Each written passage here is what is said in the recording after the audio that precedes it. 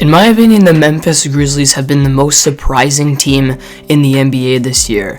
They were an 8 seed last year. They had to play their way into the NBA playoffs through the play-in tournament, and all of a sudden now they're sitting with the second best record in the NBA in the regular season. In the playoffs right now, they're tied 2-2 with the Minnesota Timberwolves in a really entertaining first-round series. I still have the Grizzlies taking this series in 6th, like my original prediction said, and I think they can go even farther than that this year in the playoffs as well, and definitely have a very bright future. But how did the Grizzlies actually get to this point? What flipped the switch in their organization to be able to get to this point where they're considered a championship contending team and they have such a bright future ahead of them still?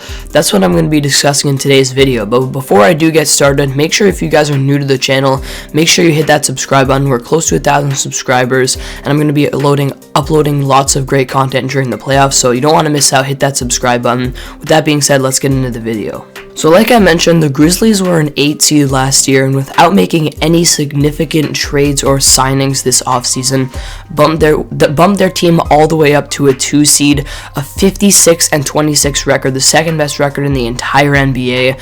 And like I mentioned, in the first round, they're struggling a little bit against the Timberwolves right now. It's a really close series, but I think they could have the potential to this season go all the way to the Western Conference Finals. That's just my opinion, but they definitely have a great future as well, and it's so crucial to see how the Grizzlies built this team. They built it pretty much all through drafting and developing. There were no major trades or major signings that happened for this Grizzlies team to take that big jump.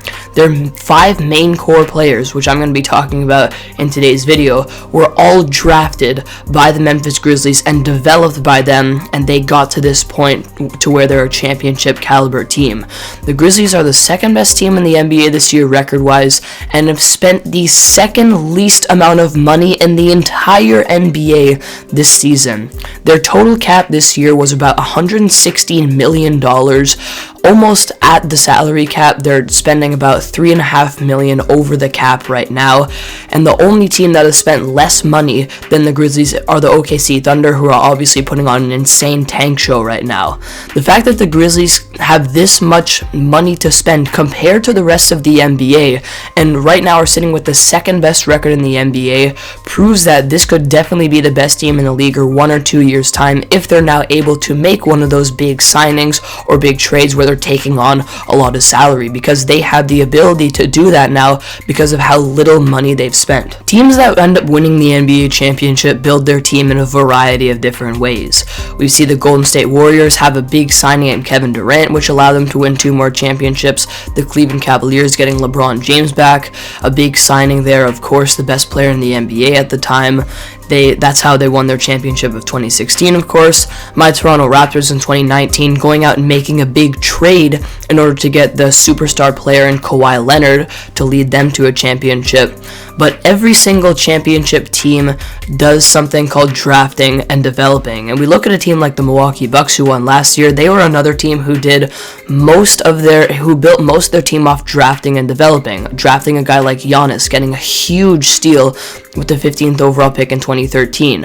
Drafting a guy like Chris Middleton, who was a second round pick. Then they might go out and make a big trade like getting Drew Holiday from the Pelicans last year. And I think every championship team does that a little bit as well, a big signing or a big trade, but most of them develop most of their team through drafting and developing, and that's my favorite type of growth and ability to make a championship caliber team, is internal growth. Those underdog players that were developed throughout the system and end up winning that championship. And with the Grizzlies, all 5 of their core main players were drafted by them, have played for one team throughout their whole career, and were developed through that system and brought up now to the point where they're a championship caliber team. We'll start off with talking about Ja Morant, who's obviously the best and core player on this Grizzlies team and has really given himself a case to be considered a superstar after his MVP type of performance throughout this season. He's continued that into the playoffs too with his amazing playmaking ability, his shiftiness, and great touch around the rim.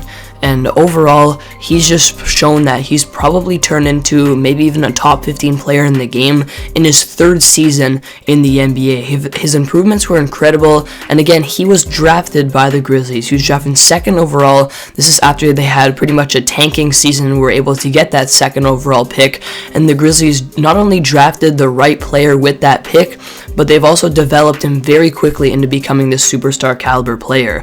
This year, Ja put up 27.5 points per game, which is insane for a third-year player, shooting about 49.5% from the field, very efficient, great around the rim with that little touch, his crafty layups. He improved his three-point shot a lot, shot 34.5% from three this year, all while putting up about 7 assists per game as well and being an incredible playmaker. The core player on the Grizzlies was a player that they developed internally and drafted with the second overall pick and really turned into this superstar caliber player that still has room for improvements and will definitely end up being a top 10 player in the game very soon. Another really core player for the Grizz has been Dillon Brooks, and he was drafted 45th overall in 2017, a huge steal. Technically, he was drafted by the Houston Rockets, but he was traded immediately after to the Memphis Grizzlies and developed throughout their system, and has turned into a player who this year is averaging about 18.5 points per game, improving that shooting ability, which has been inconsistent at times,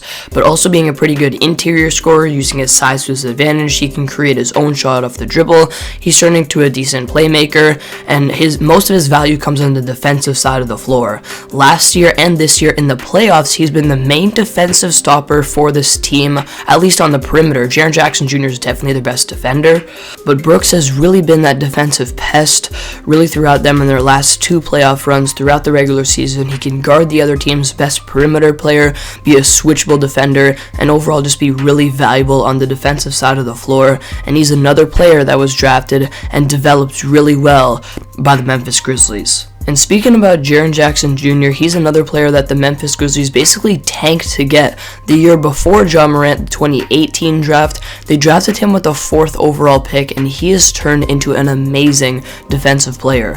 First of all, offensively, his efficiency's been off at times, but his three-point shot is improving. He does need to improve kind of the mechanics of that shot. He leans forward a bit too much with his jump shot, but he's still a good interior scorer, averaged about 16 points per game this season for them. And then on the defensive side of the floor, he's been an incredible rim protector. He led the entire league in blocks per game this season with about 2.3 blocks per game, and has a defended field goal percentage of under 42% in the 2021 and 22 season. His interior defense and rim protection abilities have been amazing. He's a switchable defender as well. He can defend the perimeter too if he gets switched out there, and offensively, he's slowly starting to improve there as well. So another core player for the Grizzlies that they drafted and developed and was a very big part of their rebuild is arguably their second best player right now.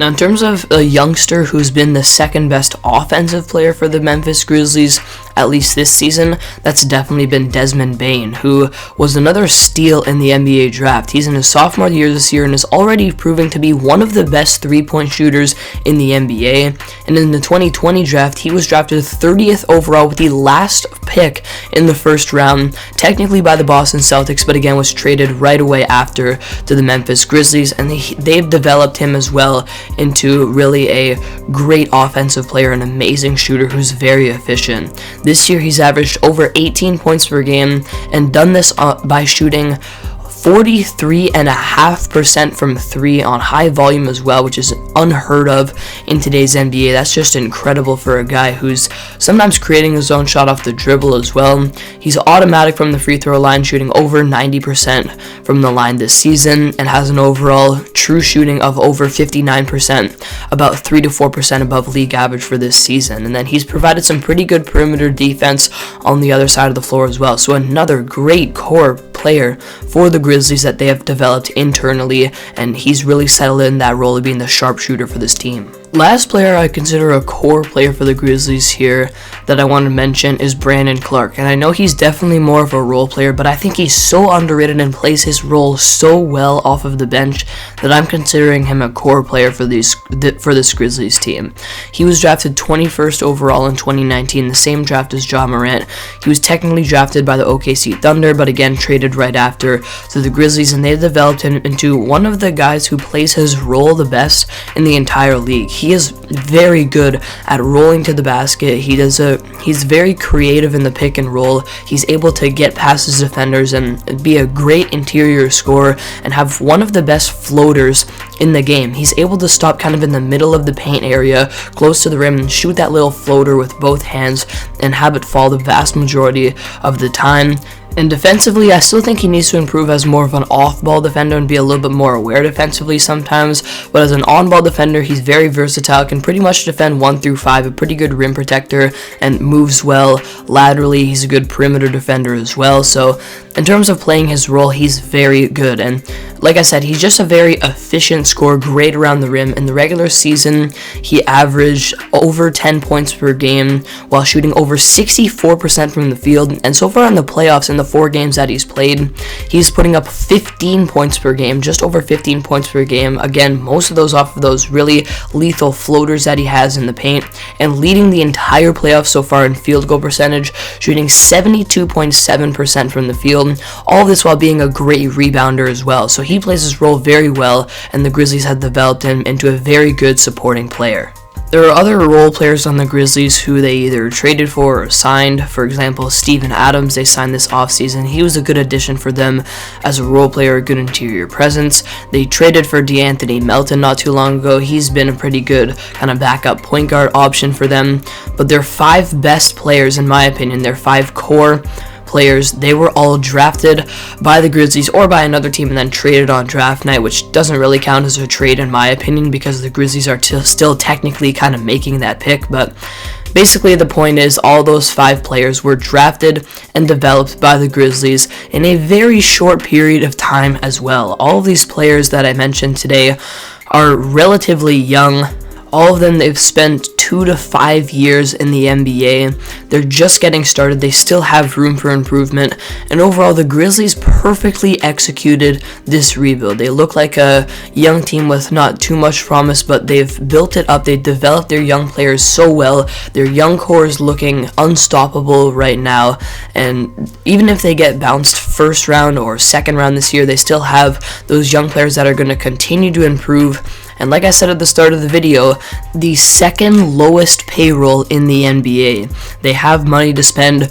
I think they're going to go out in the next year or maybe 2 years and go out and sign a big free agent or trade for someone making a lot of money because they have the ability to do that. And especially because the Grizzlies are starting to win now, this could attract some bigger and better players to this organization because they had like that winning culture now. They could potentially get some big free agent signings or some big trades, and if they do, this could propel them to being the best team in the NBA truly. Overall, the Grizzlies perfectly executed their rebuild. They tanked at the right times. They were able to tank enough to get their 2 core players like Ja Morant and Jaren Jackson Jr. in the 2018 and 2019 NBA drafts, and they got 3 big main draft steals in Dillon Brooks, Desmond Bane, and Brandon Clark. They surrounded their core with some great role players, and they did this all by mostly drafting and developing, and because of this, being able to save a lot of money compared to the other teams around the NBA. And overall, the Grizzlies are sitting in a very good position right now as a franchise. They could do some damage this year, and if they don't, I would not be surprised at all to see this team win an NBA championship in the next 1 to 3 years. So there you have it. That's all I've got for you guys in today's video. Thank you guys for watching. If you're new to the channel, be sure to subscribe and comment down below your thoughts on the Memphis Grizzlies and if you think they can win a championship soon and what you think of their perfectly executed rebuild. Thank you guys for watching, and I'll see you all next video.